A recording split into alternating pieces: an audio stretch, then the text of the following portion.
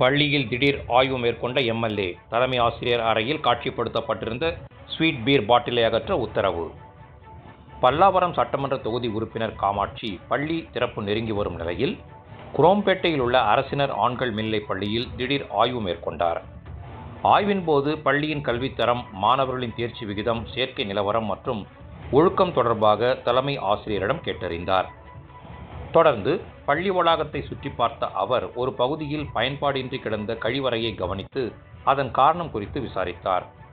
அதற்கு கழிவுநீர் குழாய் இணைப்பு வழங்கப்படாததால் அந்த கழிவறையை பயன்படுத்த முடியாத நிலை இருப்பதாக தலைமை ஆசிரியர் விளக்கம் அளித்தார்.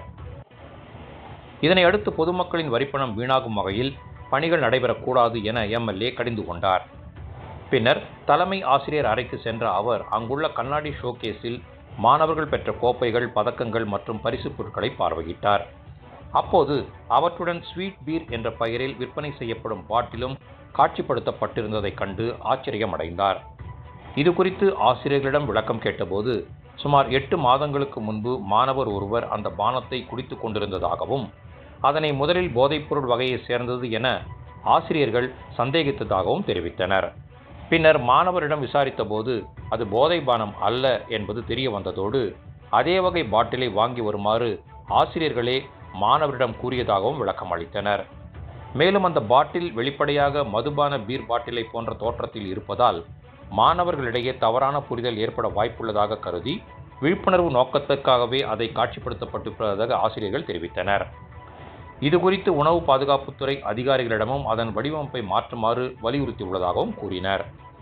ஆனால் ஆசிரியர்களின் இந்த விளக்கத்தை ஏற்காத எம்எல்ஏ காமாட்சி மாணவர்கள் பெற்ற சாதனைகளுக்கான கோப்பைகள் வைக்கப்பட்டுள்ள இடத்தில் இத்தகைய பாட்டிலை காட்சிப்படுத்தப்படுவது பொருத்தமற்றது என கண்டனம் தெரிவித்தார். மேலும் விழிப்புணர்வு ஏற்படுத்துவதற்காகவே இருந்தாலும் அதற்கான வேறு வழிமுறைகளை பின்பற்றலாம் என்றும் கூறி அந்த பாட்டிலை உடனடியாக அங்கிருந்து அகற்றுமாறு ஆசிரியர்களுக்கு அறிவுறுத்தினார்.